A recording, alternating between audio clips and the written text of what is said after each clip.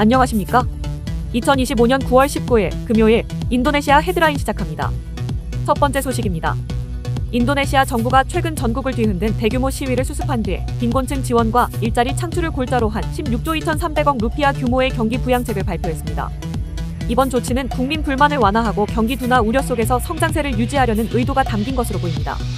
정부는 빈곤층 1,830만 가구에 쌀 10kg씩을 지급하고 호텔 음식점 등 관광업 종사자 50만 명에게는 개인 소득세 면제 혜택을 제공합니다.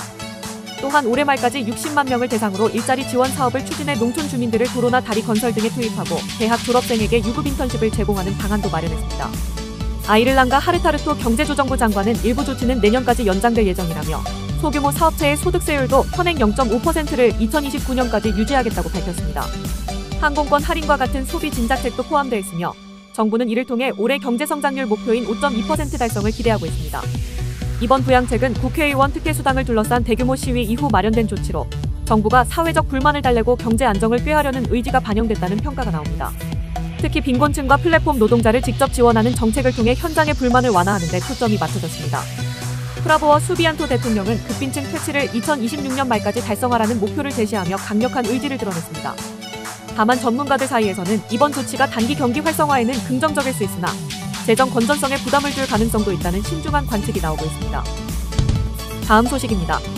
프라보워 수비안토 대통령이 대규모 시위 사태 이후 단행한 내각 개편이 단순한 민심 수습을 넘어 권력 재편으로 이어지고 있다는 분석이 나옵니다. 저임금과 실업, 국회의원 특혜수당에 대한 분노로 발생한 시위가 격화되자 프라보워 대통령은 국회의원 주택수당을 철회하고 책임자 처벌을 약속했으며 스리 무랴니 재무장관을 포함한 5명의 장관을 전격 교체했습니다. 특히 스리 무랴니 전 장관은 조코이 전 대통령 시절 8년간 재임하며 국제적 신뢰를 쌓은 핵심 인사였으나 이번 개편에서 배제됐습니다. 후임으로 임명된 푸르바야 유디 4대와 장관은 프라보워 대통령의 오랜 군 동료 루훗 판자이탄 경제고문과 가까운 인물로 측근 색채가 강하다는 평가가 나옵니다. 전문가들은 이를 두고 프라보워 대통령이 조코위의 흔적을 지우고 자신의 세력으로 정부를 재편하고 있다고 지적합니다. 프라보워 대통령은 동시에 120억 달러 규모의 경기 부양책을 발표하며 국민 불만을 달래는 행보도 이어갔습니다. 그러나 정치권 안팎에서는 이번 조치가 구조적 개혁보다는 권력 공고화에 초점이 맞춰졌다는 비판이 제기됩니다. 막대한 재정을 집행할 권한이 대통령 측근들에게 집중되면서 사실상 권력 재편의 수단으로 작동할 수 있다는 지적입니다. 특히 스리 무랴니 전 장관과 달리 새로 합류한 인사들의 정책 집행 능력과 국제적 신뢰 확보 여부는 여전히 불확실하다는 우려도 나옵니다. 전문가들은 이번 인사가 장기적으로 프라보워 대통령의 권력 강화에는 도움이 될 수 있지만 빈부격차와 민주주의 약화 같은 근본적 문제를 해소하지 못한다면 불만이 다시 폭발할 수 있다고 경고합니다. 단기적으로는 민심을 안정시키는 효과가 있겠지만 장기적으로는 새로운 사회적 갈등으로 이어질 가능성도 배제할 수 없다는 전망입니다. 다음 소식입니다. 이스라엘의 카타르 공습은 가자전 휴전 중재국의 수도를 직접 공격한 전례 없는 사건으로 중동 정세 불안을 고조시키고 국제법 위반 논란을 불러왔습니다. 이에 프라보워 대통령은 카타르와 아랍에미리트를 잇따라 방문해 희생자에 대한 애도와 카타르 주권 지지를 표명하고 중동 국가들의 단합을 촉구했습니다. 이어 카타르 국왕 및 아랍에미리트 대통령과의 회담에서 팔레스타인 독립국가를 인정하는 두 국가 해법을 거듭 강조하며 국제사회에 확고한 의지를 촉구했습니다. 또한 중동의 단결이 평화의 전제 조건이라며 긴급한 국제 대응의 필요성을 부각했습니다. 대통령 귀국 이후에는 수기오노 외교장관이 대통령을 대신해 이슬람협력기구 긴급 정상회의에 참석했습니다. 그는 인도네시아는 카타르와 연대하며 팔레스타인 독립을 지지한다며 인도네시아의 지속적인 평화 기여 의지를 밝혔습니다. 회의에서는 이스라엘의 공격을 국제법과 지역 안정을 위협하는 행위로 규정하고 공동 결의안을 채택했습니다. 이번 회의에는 이란, 터키, 팔레스타인, 요르단 등 주요 이슬람 국가 정상들이 참석했으며 걸프협력회의와 유엔 인권이사회도 긴급 논의를 이어갈 예정입니다.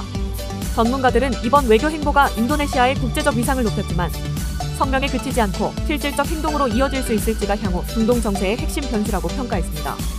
다음 소식입니다. 유럽연합과 인도네시아가 내주 포괄적 경제 동반자 협정을 체결할 예정입니다. 파이낸셜 타임스는 오는 23일 마로시 셰프초비치 EU 무역 경제안보 집행위원회 인도네시아 방문을 계기로 협정이 공식 서명된다고 보도했습니다. 세파는 자유무역 협정의 한 형태로 지난 7월 우르줄라 폰데어라이엔 EU 집행위원장과 프라보워 수비안토 인도네시아 대통령이 협상 진전을 위한 정치적 합의에 도달한 지 2달 만에 성사됐습니다. 이번 체결은 2016년 7월 협상이 시작된 이후 9년 2개월 만의 결실입니다. 파이낸셜 타임스는 특히 도널드 트럼프 미국 대통령의 전방위 관세 정책이 양측의 협상 속도를 높였다고 전했습니다. EU는 인도네시아의 5번째 교역 상대국으로 양국 교역 규모는 지난해 301억 달러에 달했습니다. EU는 대미 관세 협상 이후 무역 다각화에 속도를 내고 있으며 인도네시아 외에도 아랍에미리트, 인도 등과 FTA 협상을 진행 중입니다. EU와 인도는 연말까지 자유무역 협정을 마무리 짓는 것을 목표로 하고 있습니다. 다음 소식입니다. 대만 식품의약품청이 인도네시아 라면 브랜드 인도미의 제품에서 발암물질인 에틸렌 옥사이드를 검출했다고 밝혔습니다. 지난 8월 소비자 민원으로 시작된 조사 결과 제품의 분말 스프에서 0.1mg/kg의 에틸렌 옥사이드가 확인됐으며 이는 대만의 농약 잔류 허용 기준을 위반한 것으로 보고됐습니다. 대만 식품의약품청은 해당 제품을 전량 회수 또는 폐기 조치할 예정이며 소비자들에게 해당 제품을 피할 것을 권고했습니다. 에틸렌 옥사이드는 산업적으로 널리 쓰이는 화학물질로 장기간 노출 시 인체에 암을 유발할 수 있어 세계 각국에서 엄격히 관리하고 있습니다.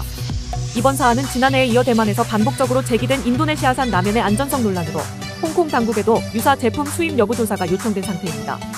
이에 대해 인도네시아 식약청은 문제의 제품이 자국 기준에 따라 유통 허가를 받은 만큼 국내에서 안전하게 소비할 수 있다고 밝혔습니다.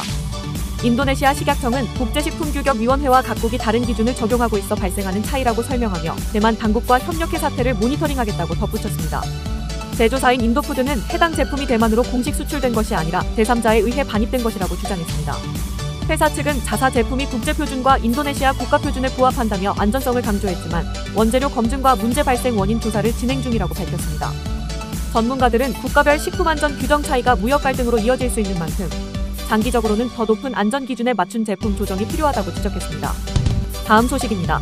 인도네시아가 올해 이례적으로 긴 우기를 맞는 데다 9월에서 11월 사이 라니냐 현상이 발생할 경우 홍수와 산사태 위험이 크게 높아질 것으로 보입니다. 인도네시아 기상기후지질청은 이번 우기가 내년 4월까지 이어질 것으로 예측되며 11월부터 내년 2월까지 전국 대부분 지역에서 홍수 위험이 특히 크다고 경고했습니다. 이어 라니냐가 발생할 경우 칼리만탄, 자바, 발리, 술라웨시, 말루쿠, 파푸아 등이 집중호우에 직면할 수 있다고 밝혔습니다.